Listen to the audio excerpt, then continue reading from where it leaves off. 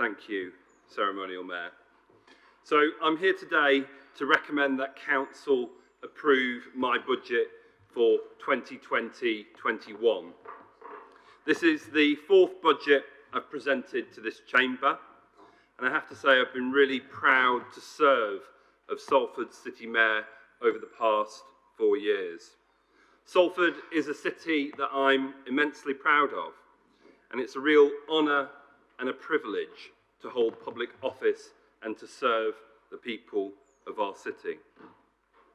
Over the past 4 years, and for 6 years before that, the City Council has faced an exceptionally challenging financial situation, unprecedented in financial scale and duration over time, with the Local Government Association highlighting that 60p in every pound of government funding has been cut since 2010.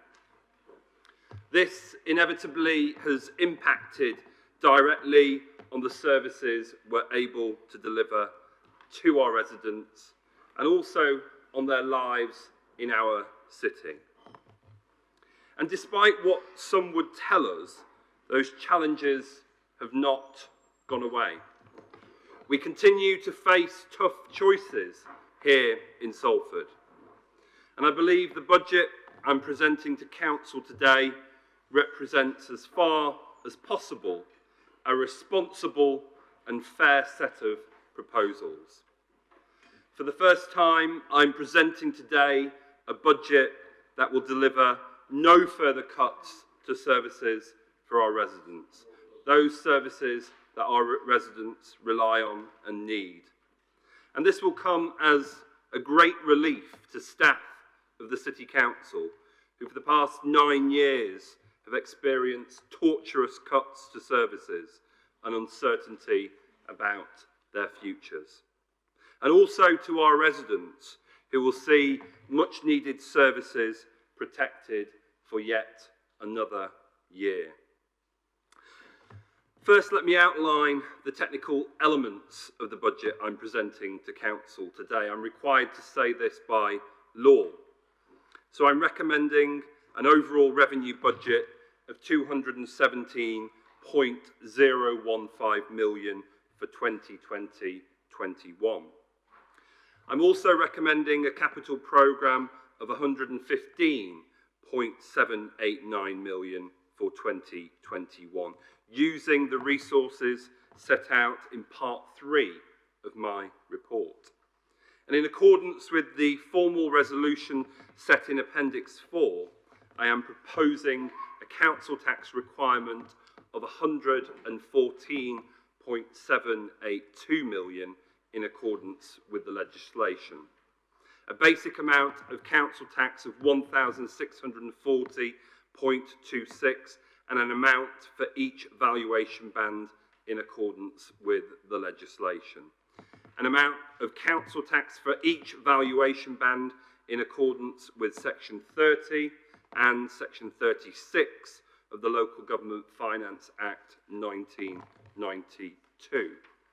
I'm also recommending that Council approves the Housing Revenue Account budget for 2020-21 of £14.870 million. And finally, from a technical point of view, I'm recommending that Council approve the Treasury Management Prudential Indicators for 2020-21 to 2022-23, as set out in Part 4 of my report. And for the first time, I'm presenting this year's budget alongside our medium-term financial strategy, which sets out our financial planning assumptions over the next 3 years up until 2022-23, and which provides a sustainable financial foundation for the delivery of the Council's strategic priorities and core functions.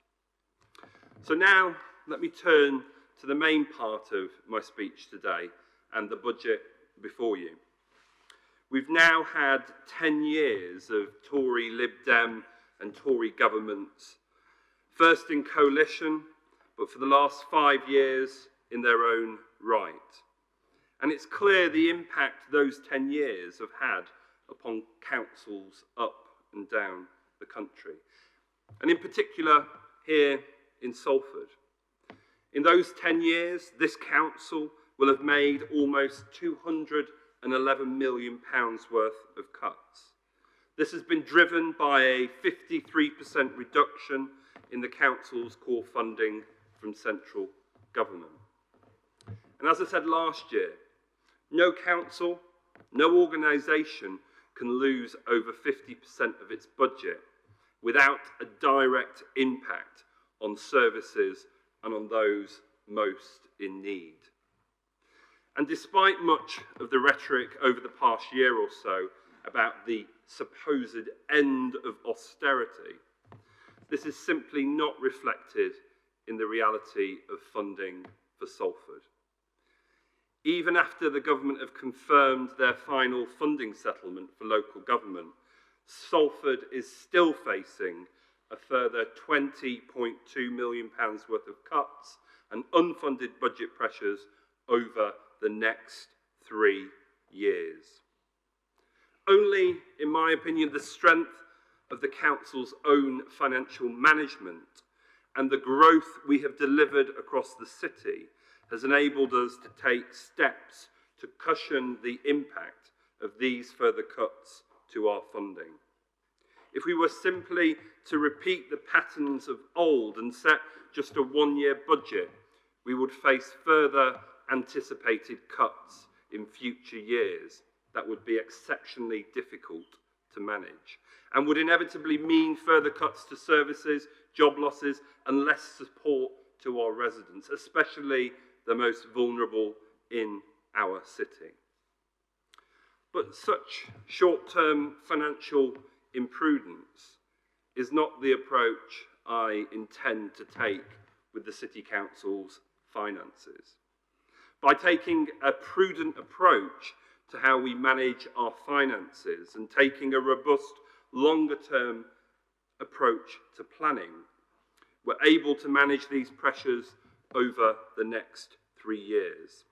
The long-term approach set out in the first medium-term financial strategy means that I can present to you today a balanced budget for 2020-21 without the need for additional cuts to services.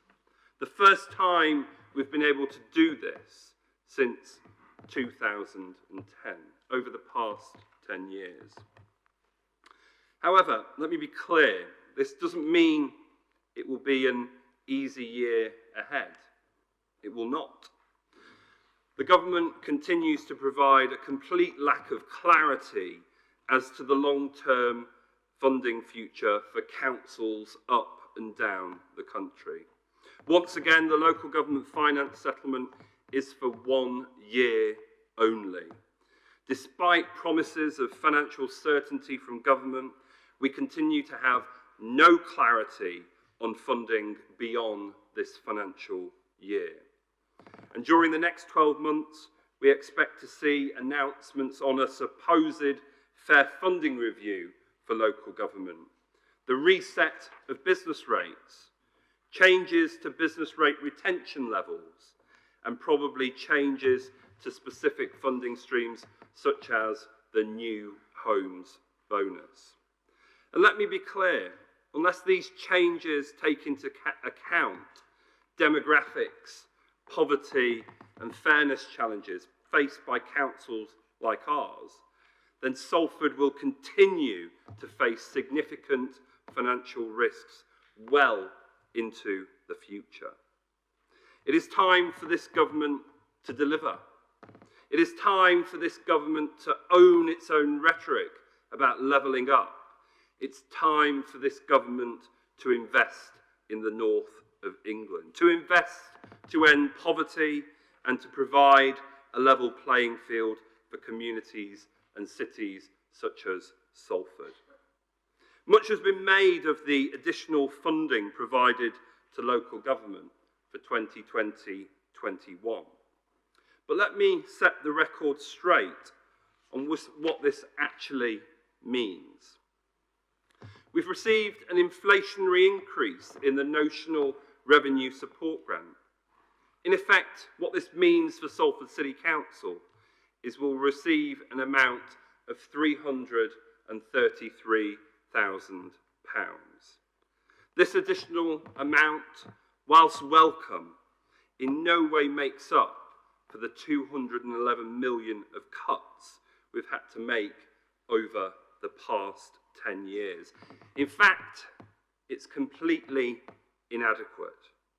And similarly, while the government invests in additional social care grant is welcome, we continue to face huge funding gaps and service pressures, as has already been highlighted by Councillor Reynolds, in the delivery of both children's and adults' social care. The 5.9 million additional one-off grant provided is only the tip of the iceberg compared to the £13 million worth of pressures we're already carrying. And of course, there remains no long-term clarity on solutions to address the growing social care crisis affecting people and councils all over the country. With a green paper on how the government will tackle social care promised back in March 2017. And after 3 years of councils being forced to add precept hikes to council tax bills of up to 6%, there is still seemingly no end in sight for when this green paper will actually arrive. And yet again, government have relied on passing the cost of funding services to our own taxpayers here in the city of Salford, with their own local government finance settlement talking about a 4.4% boost, 2.9 billion, 1.5 of which is for adults and children's social care going into local government. But interestingly, what the government failed to tell the people of England is that in their assumptions within the local government finance settlement, residents and households across England will be required to pay an extra 1.99% in council tax and 2% on an adult social care precept, if those spending commitments that government boast about are indeed to be realised. The government are spending our people's money and passing it off as if it was their own. And more than 50% of this supposed funding boost for local government is entirely predicated on every council in England increasing council tax and the social care precept to the government's assumed amount.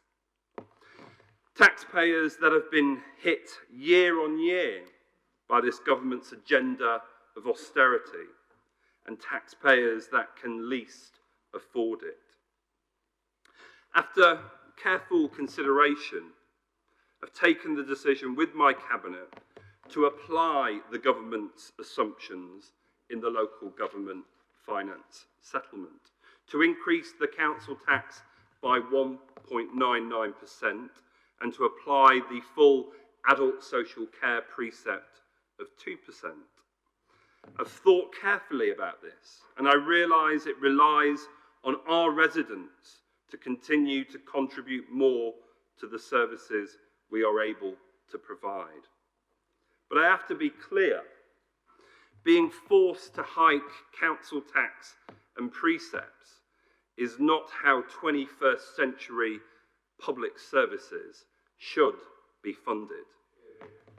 But with the inadequate funding provided by this government and the £211 million of cuts we've seen since 2010, it seems clear to me that there is no alternative.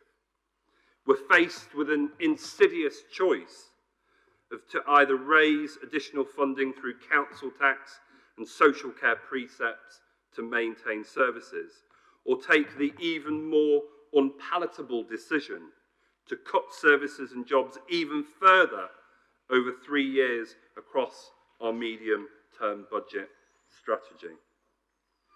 I am, though, committed to ensuring we minimise the impacts of these changes on our most vulnerable residents, those that can least afford them. And for that reason, proposals before Council today include an enhanced council tax reduction scheme.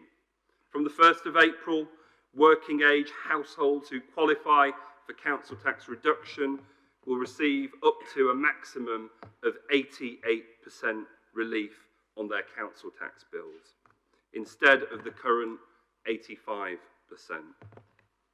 The additional investment raised through the increase means I'm not standing before you today proposing even further cuts to services we provide to our residents. I do, though, need to be clear. We are still facing exceptionally challenging times and must continue to deliver on changes and transformations that this Council has already agreed. Our joint approach to work with the CCG to improve the quality and the effectiveness of health and social care services across the city is beginning to pay dividends. By bringing together our funding on equipment and disabled facilities, we have successfully removed barriers for people accessing grants for their support, meaning we can support more people, improve their experience and health outcomes within the existing budget. Salford is now the most improved locality in terms of the number of our care homes, both residential and nursing, that are rated as good. Achieved by the Council, the CCG, our hospitals, all working together for the benefits of our residents in the city of Salford.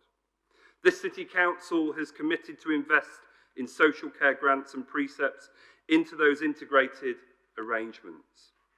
Reflecting the spirit of partnership and joint working, the CCG have also committed to invest an additional £19 million worth of funding to the fund.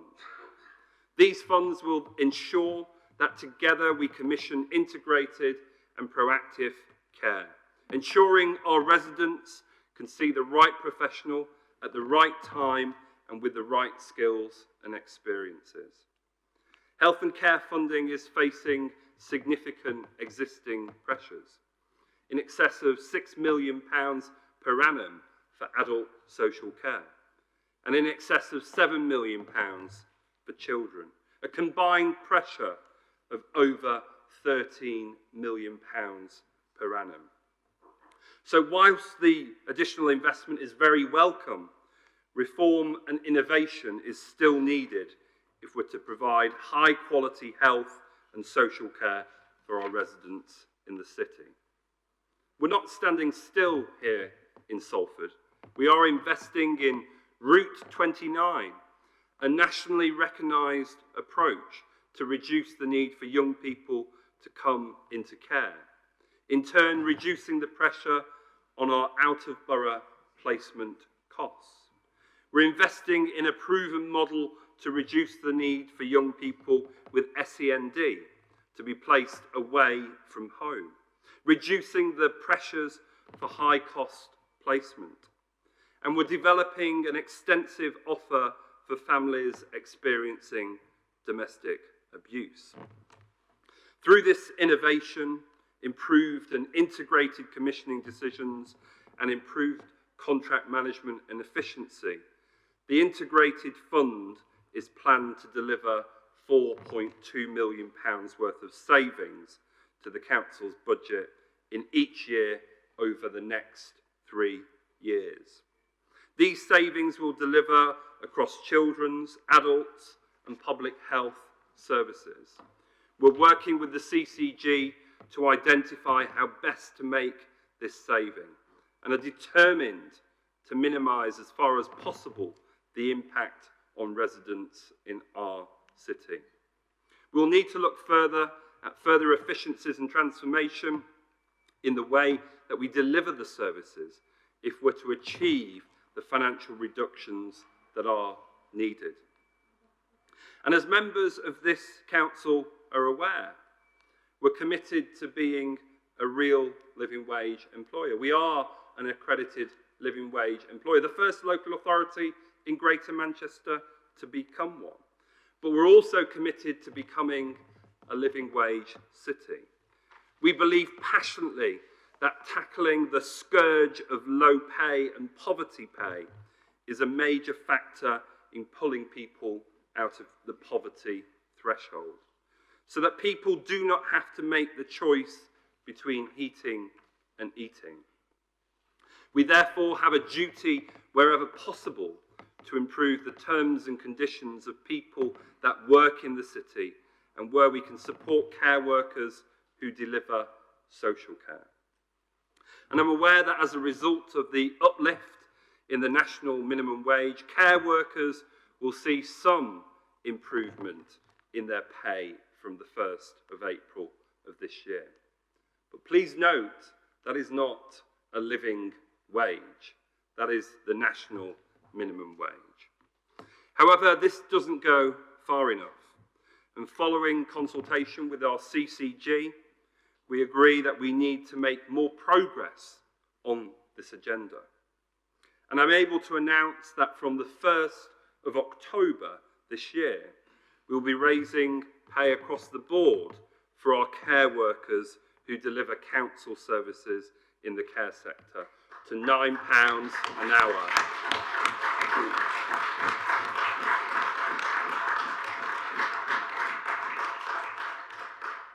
This makes a significant step forward in our ultimate ambition to pay the real living wage of £9.30 an hour. I'd like to go further and work towards paying the real living wage of £9.30 per hour also to those care workers on supported tenancies with learning disabilities contracts. So there's more to be done, is all I'm saying on this agenda. But we are making progress. We see our care workers as critical to the future of our city.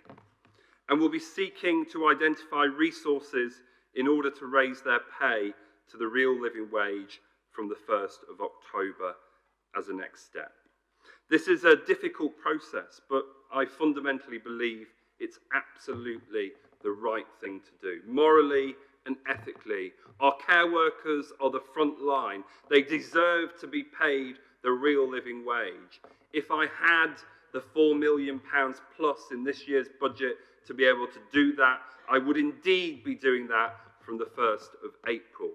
But unfortunately, off the back of the local government finance settlement from central government, we do not have enough to be able to do that, as well as pay for the budget pressures and the national minimum wage uplift from the 1st of April.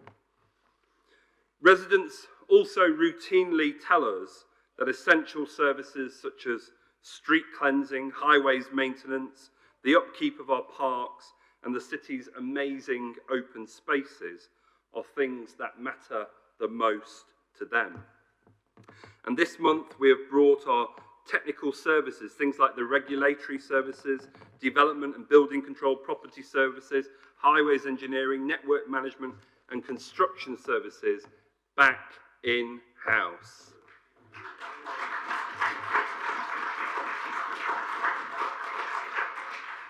This City Council is committed to an insourcing agenda. We know that putting people on Green Book terms and conditions in local government is one of the best antidotes to low pay, poverty pay, and ensuring that people have enough money to make ends meet.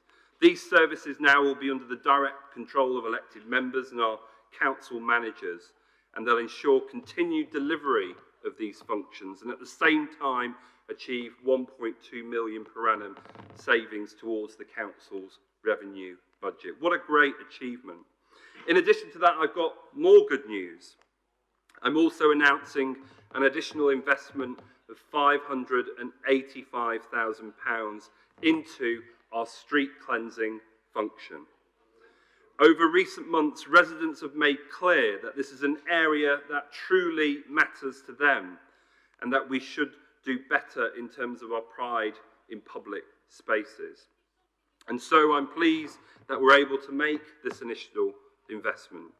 It will mean a dedicated team to more proactively remove fly tipping, invest in behaviour change and promote activity to encourage reduction, reuse and recycling across the city. Greater use of CCTV to capture where necessary and prosecute repeat litter and fly tipping offenders.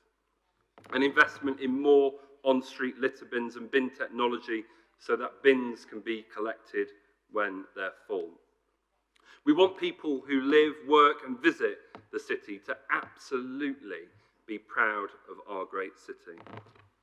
Buell Hill Park is also one of our outstanding green and built heritage assets.